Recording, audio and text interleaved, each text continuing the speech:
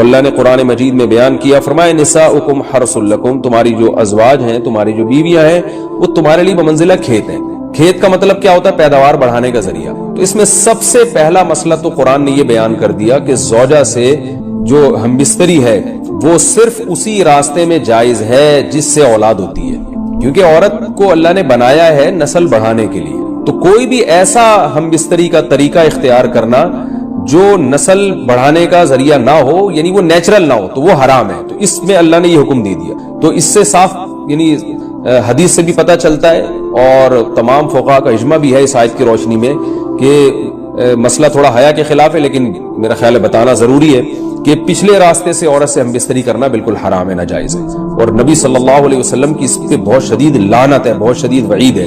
تو یہ بالکل اللیگل ہے اسلام میں کہ عورت کے پچھلے راستے سے اس سے ہم بستری کی جائے۔ جو لوگ لڑکوں سے بدفعلی کے عادی ہوتے ہیں ان کو یہ چسکا لگ جاتا ہے، تو یہ حرام ہے، ناجائز ہے، کیونکہ اللہ نے بتا دیا کہ یہ تمہارے لیے بمنزلہ کھیت کے ہیں۔ تو اس میں قرآن نے وہ جو سوال تھا نا اس کی طرف اشارتاً جواب دے دیا، اور آگے فرمایا فاتو حرثکم، تم اپنے کھیت کے پاس آؤ، یعنی پیداوار بڑھانے کا جو ذریعہ ہے اس جگہ کی طرف آؤ، انا شئتم، جیسے چاہو، یعنی باقی جس طرح سے تم چاہو زوجہ سے ہم بستری کر سکتے ہو، اس میں کوئی خاص طریقہ متعین نہیں ہے۔ میاں بیوی کا ایک دوسرے سے کوئی پردہ نہیں ہے، ہن لباس لکم وانتم لباس لہن، یہ دونوں ایک دوسرے کے لیے لباس ہیں۔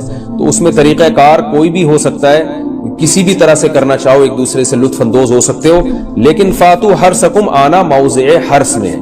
حرث کا مطلب وہ اس جگہ کی طرف آنا ہے جہاں سے نسل بڑھتی ہے، کسی اور راستے کی طرف۔ اس سے صاف طور پر جو ہے نا وہ جو فاسق فاجر لوگوں کی جو برائی ہے، جو لڑکوں سے بدفعلی کے نتیجے میں پیدا ہوتی ہے، اس کا اللہ نے قلع قمع کر دیا کہ اس کی اسلام میں بالکل اجازت نہیں ہے۔ باقی طریقہ کار کیا ہوگا یہ تمہارے اوپر، اس کی اللہ نے تمہیں اجازت دی ہے۔ وَقَدِّمُوا لِأَنفُسِكُمْ، اور چونکہ بار بار حرث کا تذکرہ ہو رہا ہے کہ نسل بڑھانے کا، اس لیے اللہ نے فرمایا کہ قدموا لانفسکم، اپنی ذات کے لیے فیوچر میں انتظام کرو۔ قدموا کا مطلب آگے بھیجو اپنی ذات کے لیے سرمایہ۔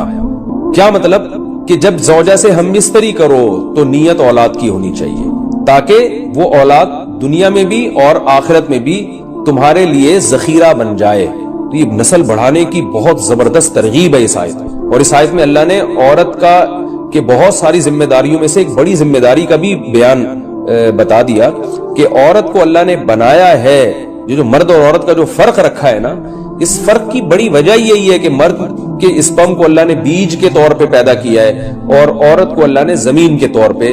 تو بیج اور زمین کے ملاپ کا بنیادی مقصد ہی نسل بڑھانا، پیداوار بڑھانا ہوتا ہے، نہ یہ کہ نسل روکنا۔ حالت حیض میں خواتین سے متعلق بہت ساری بے اعتدالیاں دنیا کے ہر مذہب میں رہی ہیں۔ یہودی کیا کرتے تھے کہ حالت حیض میں عورت سے بالکل کنارہ کشی اختیار کر لیا کرتے تھے، اس کے قریب بھی نہ جانا، اور کھانا پینا بھی الگ اور جھوٹا بھی الگ۔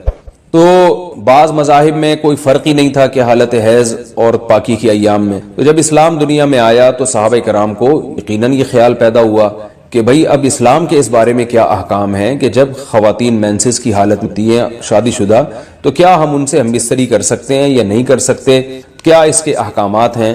تو اللہ نے صحابہ کے سوال کو اور پھر اپنے جواب کو قرآن مجید کا جز بنا کے نازل کیا۔ وَيَسْأَلُونَكَ، اور یہ لوگ آپ سے سوال کرتے ہیں، عن المحیض، حیض کے بارے میں۔ تو حیض کے بارے میں سوال نہیں تھا، اصل میں سوال یہ تھا کہ حالت حیض میں زوجہ سے ہم بستری جائز ہے یا نہیں ہے۔ تو قرآن نے اس کی طرف اشارہ کر دیا۔ قل، اے نبی آپ ان سے کہہ دیجئے، ہوا اذن، اذن اصل میں تکلیف کو بھی کہتے ہیں، گندگی کو بھی کہتے ہیں۔ تو یہاں گندگی مراد ہے کہ وہ گندگی ہے۔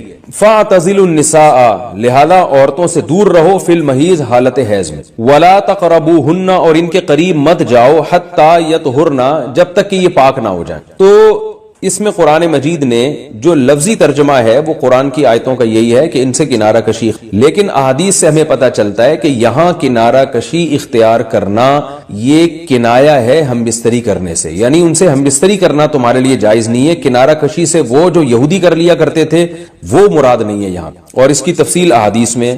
تو قرآن نے چونکہ صاف لفظوں میں جماع کا ہم بستری کا ذکر نہیں کیا تو صرف کنایوں سے کام لیا ہے قرآن مجید۔ فاعتزلوا النساء، ان سے اعتزال کرو، یعنی دور رہو ان سے۔ دور رہنے کا مطلب صرف دور رہنے سے یہ مراد ہے، صحیح حدیث ہے، نبی صلی اللہ علیہ وسلم نے فرمایا اصنعوا کل شیء الا النکاح، حالت حیض میں اپنی زوجہ کے پاس تم جا سکتے ہو، سب کچھ کر سکتے ہو سوائے جماع کے۔ تو انٹرکورس جو اسے کہا جاتا ہے وہ حلال نہیں ہے۔ تو باقی نبی صلی اللہ علیہ وسلم نے فرمایا کہ ایسے کنارہ کشی کہ بالکل اس کا جھوٹا نہ پیو اور بالکل دور ہو جانا، اس کی اسلام میں اجازت نہیں ہے، اور نہ بستر الگ کرنے کی ضرورت ہے۔